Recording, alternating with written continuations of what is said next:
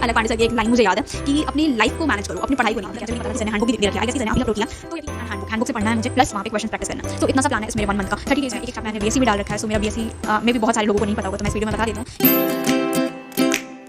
Hello everyone, welcome to this video. I hope you all are doing well and पढ़ाई बहुत अच्छे से चल रही होगी, बिकॉज ये हमारा नीट एग्जाम में सिर्फ ये लास्ट मंथ है हमारे पास पढ़ने के लिए। अप्रॉक्स 30 डेज़ में हमें बहुत ज़्यादा सेलेक्टिव होकर चीज़ों को पढ़ना है।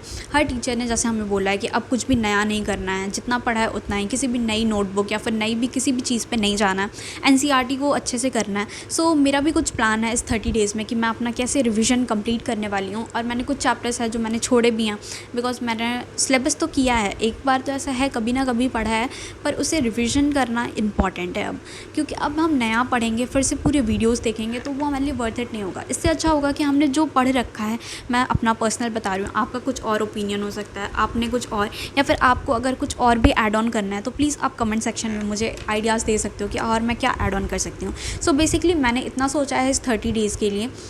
आपने अगर यकीन बैच में आप एनरोल हैं तो सर ने वहाँ पर एक हैंडबुक अपलोड किया, क्योंकि कुछ चैप्टर्स की हमने स्टिल अभी तक नोट्स नहीं है हमारे पास। तो एनसीईआरटी से पढ़ना बहुत ज़्यादा टीडियस है, उस सारी चीज़ों को देखना एंड सारी चीज़ों को रिवाइज़ करके लर्न करना। आपके पास एक पॉइंट वाइज में कुछ होना चाहिए, नोटबुक या नोट्स, आपके खुद के नोट्स। तो अगर आपने अभी तक नोट्स नहीं बनाए, क्योंकि कुछ चैप्टर की नोट्स मैंने भी नहीं बनाई है, मेरे पास भी कुछ चैप्टर की नोट्स नहीं है, कुछ चैप्टर्स हैं जो मैंने खुद ही अपलोड करे हैं। सो वहाँ पे सर ने हैंडबुक प्रोवाइड किया। हैंडबुक अब कहाँ है, मैंने भी इसे रिसेंट में ही देखा, अभी तक मुझे भी नहीं पता था कि सर ने हैंडबुक भी दे रखी है। आई गेस कि सर ने अभी अपलोड किया। तो यकीन बैच के बैचेस सेक्शन में उन्होंने एक हैंडबुक का सेक्शन बनाया हुआ है, फिजिक्स, केमिस्ट्री एंड बायोलॉजी तीनों सेक्शन में, तीनों के हैंडबुक है। तो फिजिक्स की तो पूरी फार्मूला शीट है, अगर आपने फार्मूला शीट नहीं बनाई है तो इसके लिए आपको और अभी मेहनत करने की ज़रूरत नहीं है, क्योंकि सर ने फार्मूला शीट प्लस आपके जो इंपॉर्टेंट पॉइंट्स है उसको भी लिखे हैं। तो एक टाइप का नोट्स है आपका वो। Handbook is like kind of notes जो कि एनसीईआरटी से है, पूरे एनसीईआरटी के डायग्राम बहुत ही अच्छे से। मैंने बायोलॉजी का कल इवोल्यूशन चैप्टर उसे रिवाइज़ किया है, तो बहुत ही सही हैंडबुक सर ने प्रोवाइड कर रखी है। आपने अगर उसे, आप यकीन बैच में नहीं हो, किसी भी बैच में हो, तो मैं उसे टेलीग्राम पर शेयर कर दे रही वो हैंडबुक। आप अंशिका जैस मेरा टेलीग्राम चैनल है, वहाँ से ज्वाइन कर सकते हो।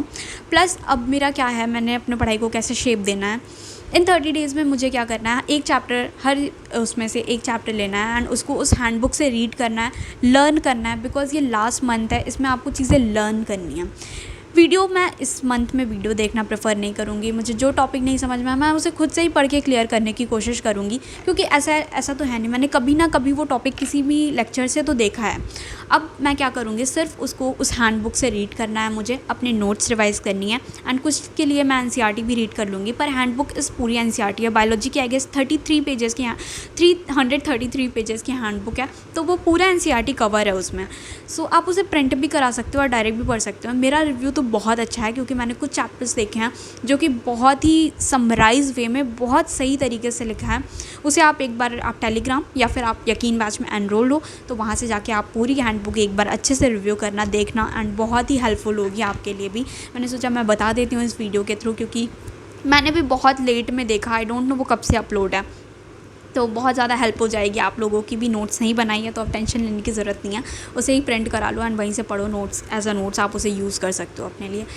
एंड ये मेरा यही प्लान है कि मैं अब एक एक चैप्टर उठाऊंगी हर सेक्शन से एंड उसे रिवाइज़ करूंगी। प्लस सर ने यकीन बैच में रिवीजन वीडियोस रखे हैं।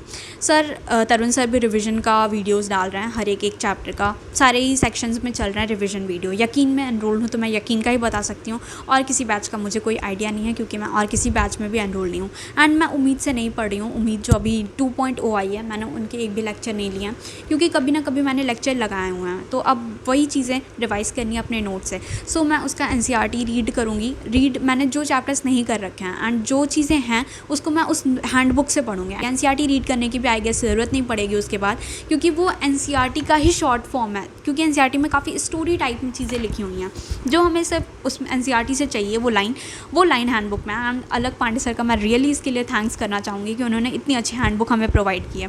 हैंडबुक से उसे कर लेना है उस चैप्टर को, प्लस उसके बाद मैं रिविजन वीडियोस देखूँगी। यकीन बैच में तरुण सर एंड पंकज सर, मैंने जिन भी टीचर से से पढ़ाया वो सारे ही रिवीजन करा रहे हैं। रिवीजन में वो ऐसा नहीं है कि चैप्टर पढ़ा रहे हैं, उन्हें क्वेश्चन बता रहे हैं एंड क्वेश्चन के थ्रू उन्होंने कॉन्सेप्ट बताया उसमें।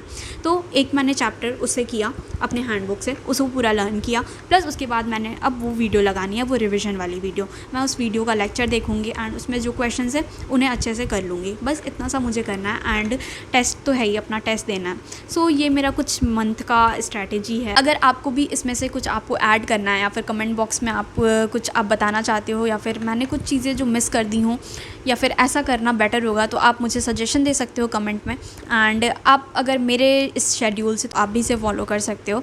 सो ये कुछ मेरा 30 डेज़ स्ट्रैटेजी प्लान है। स्ट्रैटेजी तो नहीं कह सकते, ये रिवीजन प्लान है कि अब कोई भी न्यू वीडियो नहीं देखनी है, जितना भी कंटेंट मेरे पास है उसी से रिवाइज़ करना है। मेरी जितनी भी नोट्स हैं, जितने भी पॉइंट्स मैंने लिखे हैं उसको ही बार बार पढ़ना है एंड अब चीज़ें लर्न करनी है।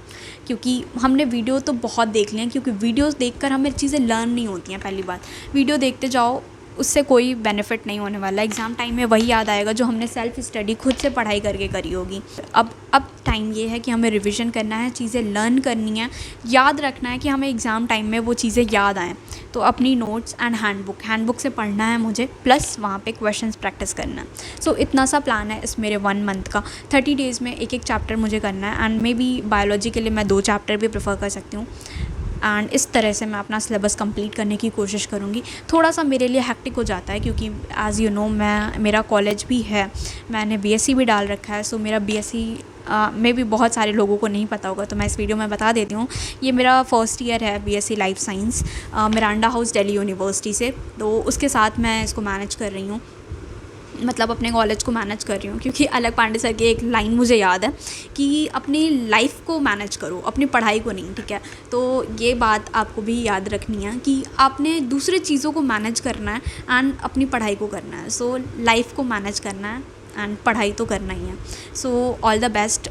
बहुत सारे लोगों ने प्रॉपर ड्रॉप लिया होगा तो उनके पास बहुत इनफ टाइम होगा, बहुत अच्छे से रिवाइज़ कर सकते हो इस लास्ट मंथ में। एंड ऐसा कुछ मेरा प्लान है जो कि मैं एग्जीक्यूट करने वाली हूँ इस लास्ट मंथ में। एंड प्लीज़ मुझे सजेस्ट कर देना अगर कुछ चीज़ें ऐड ऑन में हैं या फिर मैंने कुछ चीज़ें, जैसे कि मैंने ये हैंडबुक अभी काफ़ी लेट से देखी या फिर सर ने अभी अपलोड ही की है क्योंकि इसकी कोई अनाउंसमेंट नहीं थी, कुछ भी नहीं था। तो जो भी यकीन बैच में नहीं एनरोल है, मैंने बताया मैं टेलीग्राम अंशिका जाज पे आप जाना, वहाँ पे मैं इसे डाल दे रही हूँ, वहाँ से आप डाउनलोड कर सकते हो। Thank you for watching this video. अगर इस वीडियो से आपको थोड़ी भी हेल्पफुल हुई है तो लाइक, सब्सक्राइब एंड शेयर ज़रूर करना।